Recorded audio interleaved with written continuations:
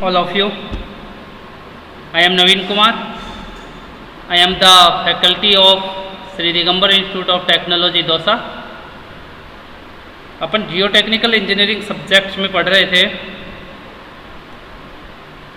Unit number 5 जो कि अपनी लास्ट यूनिट है. ठीक है, अपन ने इस सब्जेक्ट्स के 37 वीडियो लेक्चर कंप्लीट कर लिए हैं और जो अपनी यूनिट है वो लगभग 4.5 यूनिट अपन ने कंप्लीट कर ली. ठीक है, अपने कुछ लास्ट पोर्शन लास्ट यूनिट्स का बचा हुआ है. बेयरिंग कैपेसिटी ऑफ सॉइल्स जो अपनी यूनिट चल रही है उससे रिलेटेड, उसमें भी अपन ने कुछ उसके टॉपिक्स थे, तर्जा की थ्योरीज थी, उसकी बेसिक डेफिनेशन थी, उन सबको पढ़ लिया था. अब उसका कुछ और पोर्शन बचा हुआ है, बस मेन जो है मेथड्स बचे हुए हैं, कुछ उन पे डिस्कस करेंगे. तो जो आज अपने को मेनली जो डिस्कस करना है वो अपना जो टॉपिक है वो है IS कोड मेथड्स और मेयर-होफ और प्लेट लोड टेस्ट. ठीक है, देखिए आज का अपना टॉपिक है main IS code, Meyerhof methods and plate load test. ठीक है, ये 3 मेथड्स हैं, आज अपने को इन्हीं के ऊपर डिस्कस करना है. ठीक, so now let's start. First of all IS code methods. What is IS code method? IS code method mainly जो तर्जा की थ्योरी थी और मेयर-होफ जो मेथड्स है उससे ही रिलेटेड है. जो तर्जा की थ्योरी में जो अल्टीमेट बियरिंग कैपेसिटी निकाली थी, ठीक है, अल्टीमेट बियरिंग कैपेसिटी जो कैलकुलेट की थी उसी का जो इक्वेशन अपना आया था अल्टीमेट बियरिंग कैपेसिटी का, उसी में कुछ मॉडिफाई करके उसी को आगे लिखा है इसमें. ठीक, तो वो जो अपनी इक्वेशन बन के आई थी वो क्या आई है कि QU equal to CNC SC DC IC plus Q dash NQ SQ DQ IQ plus half gamma B N gamma S gamma D gamma I gamma RW यहाँ क्या है, वाटर टेबल करेक्शन फैक्टर है. ठीक है, और जो SC SQ S gamma है वो है शेप फैक्टर्स. ठीक, DC DQ D gamma are depth correction factor. ठीक है, ये कुछ फैक्टर्स इनके दिए गए हैं यहाँ पे. ठीक है, इन फैक्टर्स का ही यूज करके इस अल्टीमेट बियरिंग कैपेसिटी में कुछ मॉडिफाई किया है. ये फैक्टर्स भी मेन रोल क्यों रखते हैं, क्योंकि जो अपनी सॉइल्स है वो डिफरेंट टाइप्स की है. ठीक है, कुछ डेप्थ पर कुछ टाइप्स की है सॉइल और कुछ पे कुछ टाइप्स की है. ठीक है, कहीं पे कोहेसिव है, कहीं पे कोहेजन लेस है. ठीक है, इसीलिए इन जो ये सेफ फैक्टर्स है इनको यहाँ पे यूज किया है.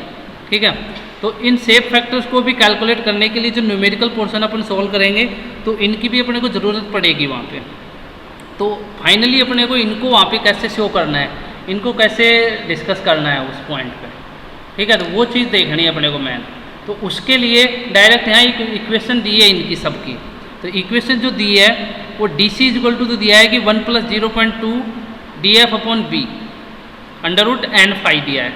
ठीक है, और जो DQ है और जो D गामा है उन दोनों का सेम वैल्यू है 1 है.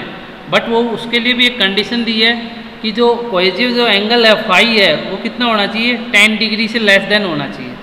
ठीक, और जो DQ है और D गामा है उसको कंसिडर किया है 1 + 0.2 dF/B √n∅. और जो कंडीशन ली है वो जो कोहेसिव एंगल है फाई है वो ग्रेटर देन होना चाहिए 10 डिग्री के. ठीक है, तो ये अपना जो करेक्शन डेप्थ करेक्शन फैक्टर थे डेप्थ से रिलेटेड वो थे DC DQ and D gamma. ठीक है, अब देखिए इसी को आगे कुछ और इसमें करेक्शन फैक्टर अभी तो अपने बचे हुए हैं, जैसे कि भाई SC और SQ S गामा तो शेप फैक्टर से इनको तो अपन ने देख लिया. फिर उसके अलावा NC NQ N गामा भी है. ठीक है, तो इनको भी देखना है. तो देखिए नेक्स्ट में अगर जो कोहेसिव एंगल है उसके रिलेटेड में भी अगर कोई फैक्टर बन रहा है तो एक अपना N गामा बन सकता है. इसीलिए यहाँ पे अपन ने N गामा को शो किया है. तो N गामा इक्वल टू क्या है, 10² 45 + 5/2. ठीक है, इससे अपन N∅ की वैल्यू निकाल सकते हैं. ठीक है, फिर उसके बाद आता है अपना इंक्लाइनेशन फैक्टर, जिसमें भी अपने 3 ही फैक्टर है IC IQ I गामा. यहाँ पे देखिए CQ गामा ये अपने सब सेफ फैक्टर में से आ रहे हैं. तो यहाँ पे जो C है वो तो क्या है, सॉइल्स का पार्ट है, कोहेसिव सॉइल या कोहेजन लेस सॉइल उनको बोला है. और Q क्या है, Q है यहाँ पे सरचार्ज है. ठीक है, गामा क्या है, यूनिट वेट है. ठीक है। आई सी, आई क्यू और आई गामा की वैल्यू, जो डेप्थ इंक्लाइनेशन फैक्टर है, लोड इंक्लाइनेशन फैक्टर है, वो कैलकुलेट करना है। तो वो कैसे करेंगे, I C I Q is equal to 1 minus alpha upon 90 degree का होल स्क्वायर, ठीक है। I gamma is equal to लिया है 1 माइनस अल्फा अपॉन फाई का होल स्क्वायर, ठीक। उसके बाद में जो करेक्शन फैक्टर अपने बचते हैं बियरिंग कैपेसिटी से रिलेटेड, बियरिंग कैपेसिटी के भी 3 करेक्शन फैक्टर ही हैं, N C, N Q, N gamma, ठीक है। N C is equal to जो इक्वेशन यहाँ पे ली है वो इक्वेशन ली है एन क्यू माइनस 1 कोट 5, और जो N Q is equal to लिया है वो लिया है 10 स्क्वायर 45 प्लस 5/2 इंटू ई की पावर पाई 10 5, ठीक। और जो एन गामा है उसके लिए लिया है इक्वेशन 2 एन क्यू प्लस 1 10 5, ठीक है। तो ये कुछ पोर्शंस अपने इसमें पूरे इंक्लूड किए करेक्शन फैक्टर से रिलेटेड। आगे देखिए next, determination of bearing capacity from field test. Field test में अपना आता है प्लेट लोड टेस्ट आता है, स्टैंडर्ड पेनेट्रेशन टेस्ट होता है, स्टैटिक कॉन पेनेट्रेशन टेस्ट होता है। अपने को यहाँ जो अपने इस सब्जेक्ट में अपनी जो क्लास है इसमें अपने को डिस्कस करेंगे, अपने सिलेबस में है वो ओनली 2 ही हैं, plate load test and standard penetration test. तो इन्हीं 2 पे अपने को डिस्कस करना है, ठीक है। तो अब देखिए, देखते हैं सबसे पहले plate load test. Plate load test mainly है क्या? This test was originally design to determine modulus of subgrade reaction which is used in design of rigid pavement, ठीक है।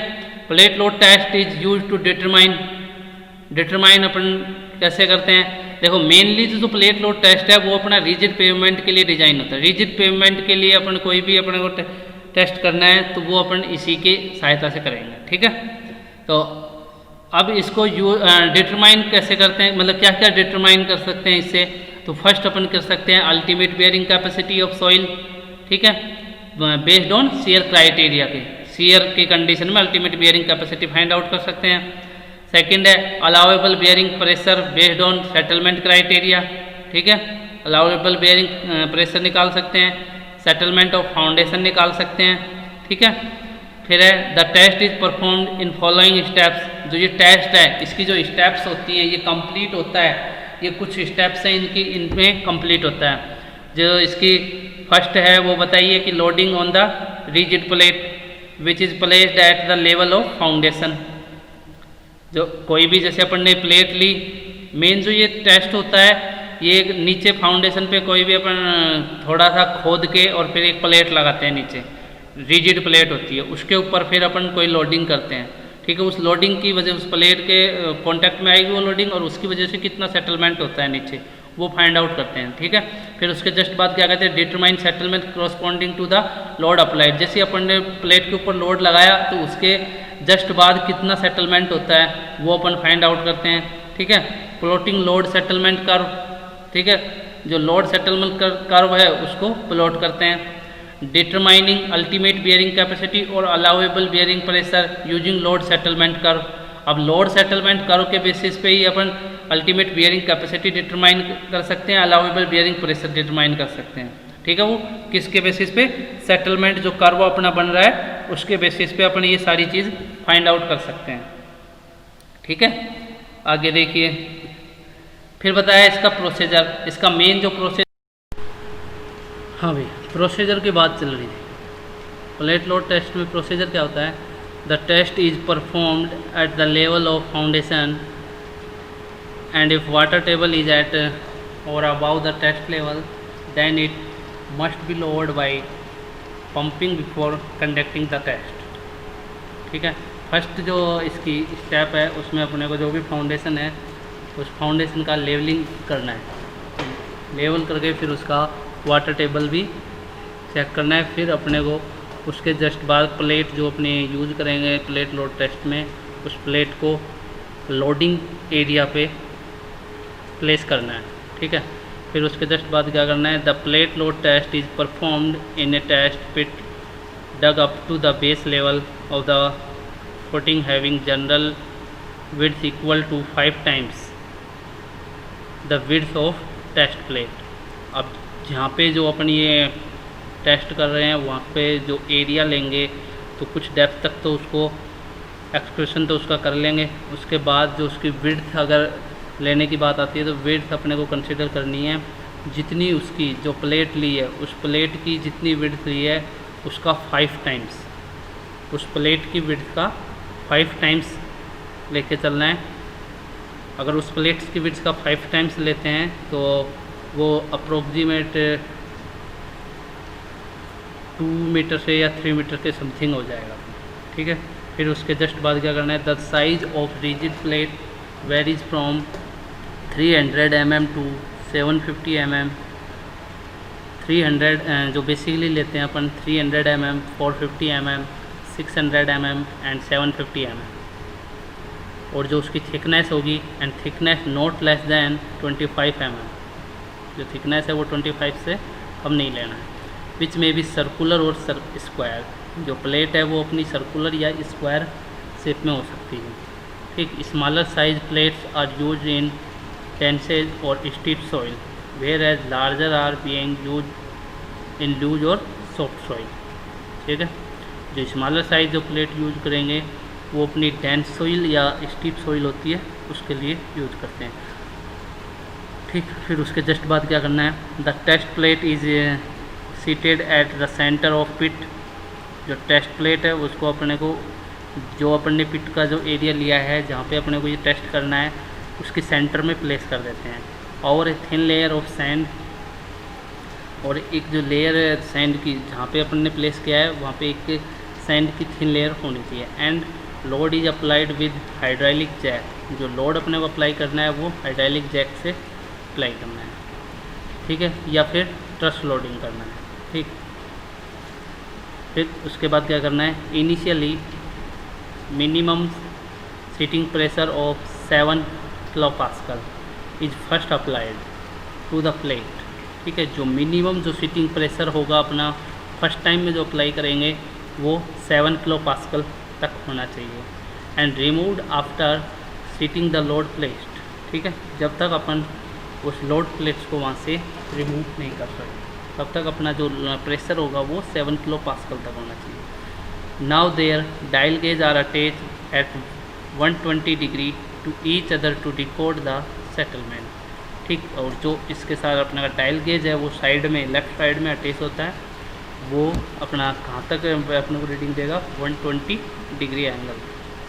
ठीक है, फिर उसके बाद the test load is applied in increment not more than 100 kPa। जो अपना टेस्ट लोड है वो 100 kPa से अबाउ नहीं होना चाहिए, और not more then 20% of expected ultimate bearing capacity. ठीक है, और 20% से ज़्यादा अपनी अल्टीमेट बियरिंग कैपेसिटी की वैल्यू नहीं आनी चाहिए। ठीक, the settlement is recorded by taking average of the 3 dial gauge and load settlement curve is plotted either on arithmetic scale और लॉग स्केल। ठीक है, जो अपन सेटलमेंट जो रिकॉर्डेड करेंगे वो एवरेज 3 डायल गेज यूज़ करेंगे इसमें, उससे अपन उसका लोड सेटलमेंट और जो उसका ग्राफ प्लॉट होगा अर्थमेटिक या लॉग स्केल। ठीक है, वो सभी इन्हीं तीनों डायल गेज की सहायता है अपन इसको मेजर करेंगे। ठीक है, आगे देखिए नेक्स्ट। उसके बाद क्या करना है, the load is continued until on the following stage is attend. ठीक है, सेटलमेंट बिकम प्रोग्रेसिव। जो अपन ने लोड लगाया तो उसके बाद जो सेटलमेंट है वो किस गेन में डेवलप होगा पूरा, तो वो अपना ये जो ग्राफ अपने को यहाँ प्लॉट किए हैं वो अपना कितना सेटलमेंट हुआ है और कितना उसके ऊपर लोड लगाया, उन दोनों के बीच ये ग्राफ अपन ने प्लॉट किया है। ठीक है, तो जो पहला ग्राफ में जो फर्स्ट अपना ग्राफ है उसमें अगर देखते हैं settlement become progressive indicating shear failure.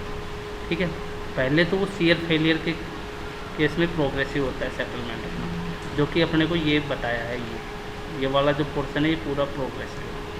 ठीक, फिर देखिए loading pressure exceed 3 times allowable pressure. जो अपना लोडिंग प्रेशर है वो 3 टाइम्स होगा अलाउेबल प्रेशर से ज़्यादा।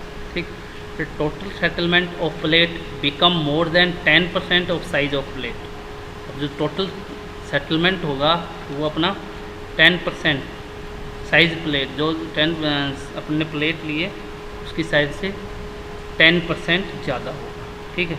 Loose sand and soft clay and dense sand and steep clay, जो अपने को ये ग्राफ प्लॉट किए ये इन्हीं सॉइल्स के बेसिस पे ये ग्राफ अपने को प्लॉट किए, ठीक है। फिर देखिए determination of ultimate bearing capacity, ठीक है। अब अल्टीमेट बियरिंग कैपेसिटी अगर अपन दो सॉइल्स के केस में देखते हैं, सॉरी जो दो केस आते हैं इसके, तो फर्स्ट केस लेते हैं अपन फॉर क्ले के लिए और सेकंड लेंगे सैंड के लिए। तो क्ले के लिए जो केस बनता है, in clay bearing capacity is independent of size of footing, ठीक है।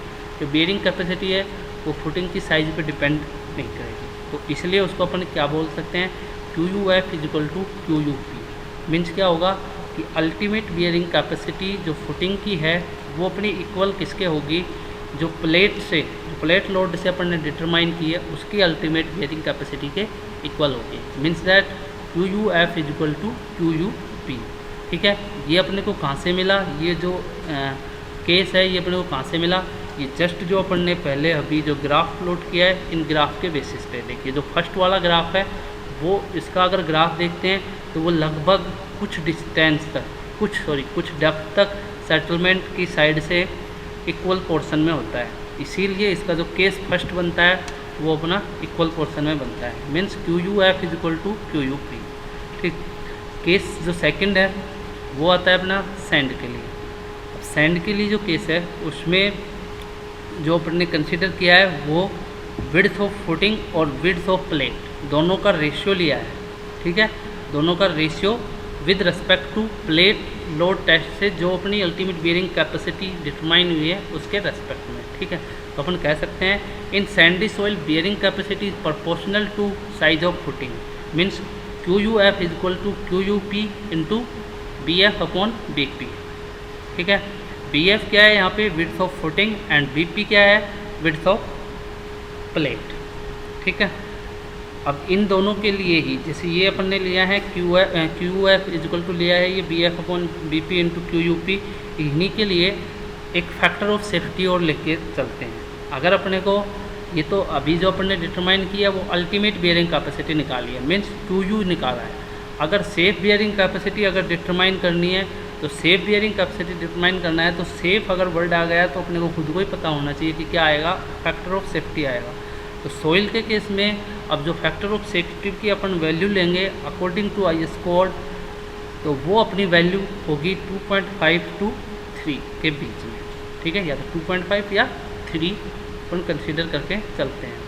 तो फाइनली जो अपना प्लेट लोड टेस्ट है वो अल्टीमेट बियरिंग कैपेसिटी अपने को डिटरमाइन करके देता है क्ले के केस में और सैंड के केस में। क्ले के केस में फुटिंग के जो अल्टीमेट बियरिंग कैपेसिटी थी उतनी ही किसकी आएगी, अल्टीमेट जो प्लेट लोड टेस्ट है अपन ने डिटरमाइन की अल्टीमेट बियरिंग कैपेसिटी उतनी आएगी। और अगर सैंड के केस में देखते हैं तो सैंड के केस में जो ultimate bearing capacity of footing की है वो आएगी उसकी जो विड्थ है फुटिंग की और प्लेट की उनके रेशियो के रेस्पेक्ट में आएगी, ठीक है। सेफ बियरिंग कैपेसिटी निकालोगे तो कितना कंसिडर करना पड़ेगा, 2.5 to 3, ये अपने को क्या लेके चलना पड़ेगा, फैक्टर ऑफ सेफ्टी लेके, ठीक है। आज के लिए अपनी इस क्लास में नहीं था। So thanks for watching my video, okay.